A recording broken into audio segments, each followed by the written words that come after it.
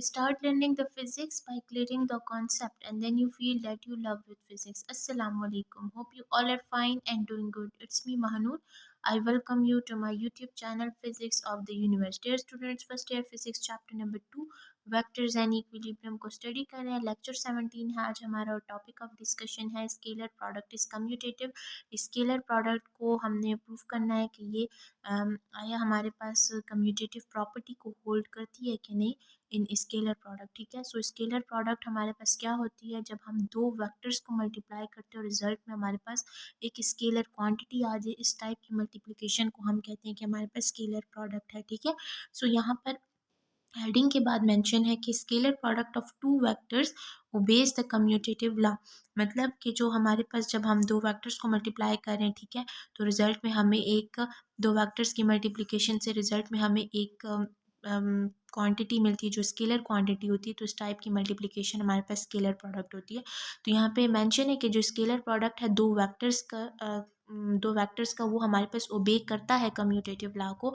और हमने अपने ये अपनी जूनियर क्लासेस में पढ़ा है कि जो हमारे पास स्केलर प्रोडक्ट होती है विद रिस्पेक्ट टू मल्टीप्लिकेशन वो इक्वल होता है A dot B is equal to B dot A. ठीक है, सो अब इसी चीज़ को प्रूफ करने के लिए यहाँ मैंने हेडिंग बनाई है कि math explanation through mathematical form. ठीक है, इसको प्रूफ करने के लिए कि ये हमारे पास कम्यूटेटिव प्रॉपर्टी को होल्ड करता है. ठीक है, उसको हमने प्रूफ करना है. ठीक है, तो उसके लिए मैंने क्या किया, दो वैक्टर्स लिए.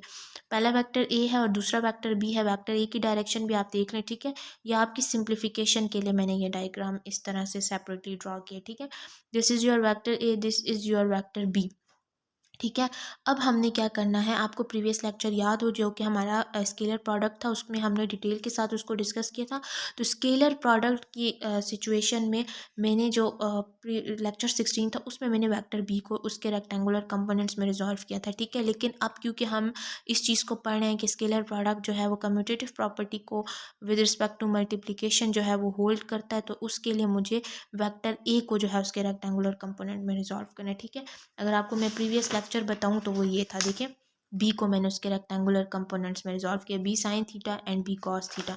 ठीक है, तो अब यहाँ पर मैंने ए को उसके रेक्टेंगुलर कंपोनेंट्स में जो है रिजॉल्व करना है. तो यहाँ मैंने मेंशन किया now by drawing rectangular component of vector A को उसके रेक्टेंगुलर कंपोनेंट में ड्रॉ करना जो है वो रिजॉल्व करना है. ठीक है, तो यहाँ पे आप देखें this is your vector A को मैंने यहाँ से उठा के यहाँ प्लेस कर दिया. ठीक है, ये वेक्टर ए हो गया. थोड़ा सा यहाँ पे मैंने वेक्टर ए को बड़ा बनाया, इसका मैग्नीट्यूड ज़्यादा रखा है ताकि आसानी से समझ आ जाए.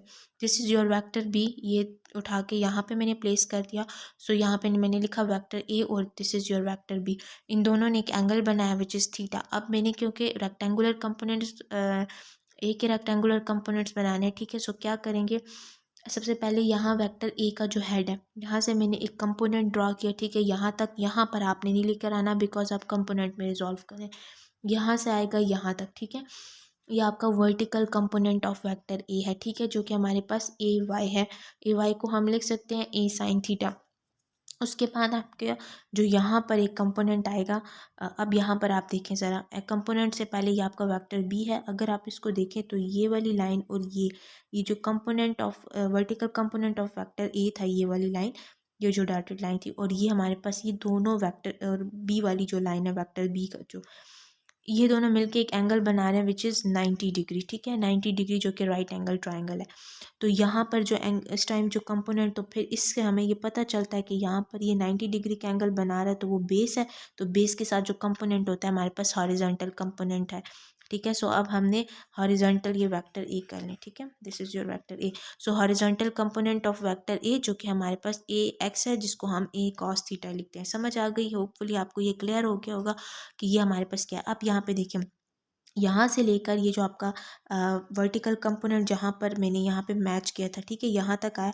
यहाँ से लेकर यहाँ तक का जो डिस्टेंस है दोनों, यहाँ पर देखें दोनों टेल्स, ये दोनों टेल्स तक, दोनों वेक्टर्स की जो टेल है यहाँ तक. ठीक है, यहाँ से लेकर आपका जो वर्टिकल कंपोनेंट यहाँ पर था, मैंने यहाँ पर ड्रॉ किया था, यहाँ से आपका हॉरिजॉन्टल कंपोनेंट शुरू हुआ. यहाँ से यहाँ तक का जो डिस्टेंस है this is your horizontal component which is equal to A x is equal to A cos theta. अब यह होपफुली आपको ये क्लियर हो गया होगा. अच्छा, अब यहाँ पर मैं आपको एक और चीज़ समझा दूँ. میں نے ویکٹر اے کو اس کے ریکٹینگولر کمپوننٹس میں ریزالو کیا، تو ویکٹر اے کے دو کمپوننٹس تھے، ایک اے وائی تھا اور دوسرا جو ہے وہ اے ایکس ہے، ٹھیک ہے. سو اب میں نے بی کو جو اس سچویشن میں نے کیا کرنا ہے، بی کو اے سے ملٹیپلائی کرنا. اگر آپ کو میں پریویس لیکچر بتاؤں تو میں نے اس میں کیا کیا تھا، بی کو اس کے ریکٹینگولر کمپوننٹس میں ریزالو کیا تھا اور اے ڈاٹ بی کیا تھا، جس سے ہمارے پاس آنسر آیا تھا اے بی کاس تھیٹا. اب کیونکہ ہم نے بی ڈاٹ اے کرنا ہے، ٹھیک ہے، سو میں بی کو اے کے ساتھ ملٹیپلائی کروں گی، لیکن اے کے اس کمپوننٹ کے ساتھ ملٹیپلائی کروں گی جو بی کی ڈائریکشن میں چل رہا ہو. تو دیکھیں یہ ویکٹر بی تھا، ٹھیک ہے، یہ آپ کا ویکٹر، یہ جو بلو مارکر ہے نا، یہ میں یہاں پہ ڈرا کر رہی ہوں پینسل کے ساتھ، دس از یور ویکٹر بی، ٹھیک ہے. اب ویکٹر بی کے اوپر ایک ڈاٹڈ لائن ہے، ٹھیک ہے، اور وہ ڈاٹڈ لائن کس کی ہے، وہ horizontal component of a x کی ہے، اور اے ایکس کس کے ایکول ہے، اے کاس تھیٹا کے.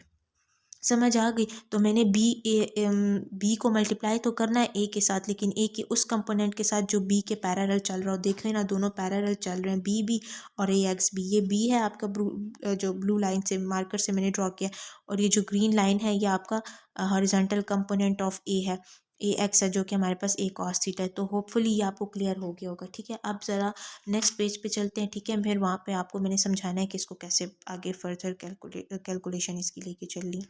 اچھا یہاں پہ میں نے مینشن کیا، so vector be multiply by component of a in the direction of vector be, ٹھیک ہے. اب ہم نے ویکٹر بی کو کیا کرنا ہے، اے سے ملٹیپلائی کرنا ہے، لیکن ویکٹر بی ملٹیپلائی ہوگا اے ویکٹر کے اس کمپوننٹ کے ساتھ جو کہ بی کی ڈائریکشن میں، جو کہ میں آپ کو پہلے فگر میں بتا چکی ہوں، ٹھیک ہے. ہم نے بی کو ملٹیپلائی کرنا ہے کس کے ساتھ، اے کے ساتھ، لیکن اے کا وہ کمپوننٹ جو کہ کس کے پیرالل ہو، جو کہ پیرالل ہو کس کے، بی ویکٹر کے، ٹھیک ہے. ویکٹر بی، ٹھیک ہے، بی کو ملٹیپلائی اے سے کرنا ہے، لیکن اے کا وہ کمپوننٹ جو کہ پیرالل ہو بی کے، یعنی بی کی ڈائریکشن میں ہو.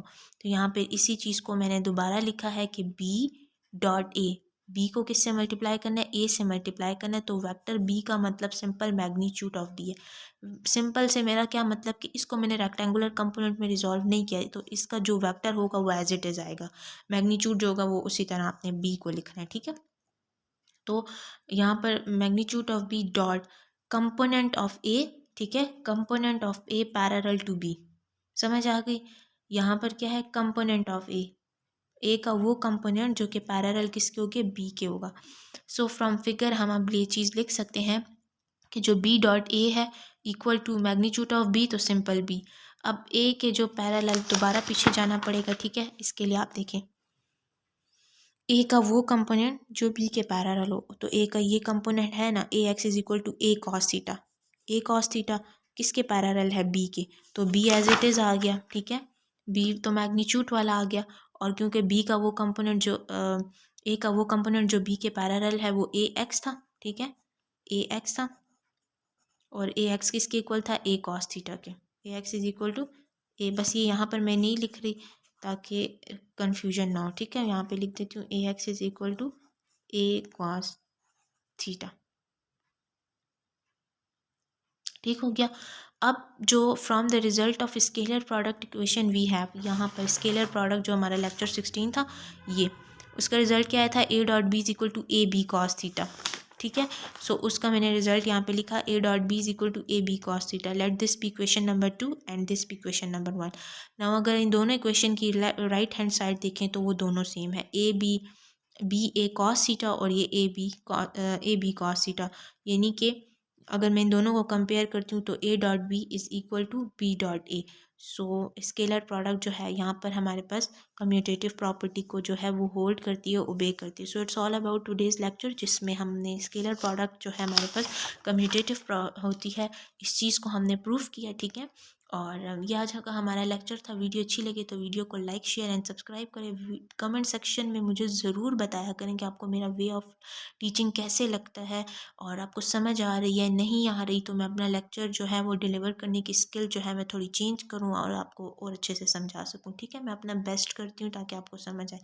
اس کے علاوہ جو لیکچر جو میں نے آج آپ کو پڑھایا ہے، اسکیلر پروڈکٹ از کمیوٹیٹیو، اس کا لیکچر کے جو نوٹس PDF لنک ہے، نوٹس کا PDF PDF لنک وہ میں نے ڈسکرپشن میں دے دی ہے. ڈسکرپشن میں اینڈ پہ جا کے لکھا ہوگا click to down load lecture notes, وہاں سے آپ اپنے لیکچر کے یہ نوٹس ڈاؤن لوڈ کر سکتے ہیں. ویڈیو اچھی لگے تو ویڈیو کو لائک شیئر اینڈ سبسکرائب کریں. ملوں گی کسی اور ویڈیو کے ساتھ. ٹل دین اللہ حافظ.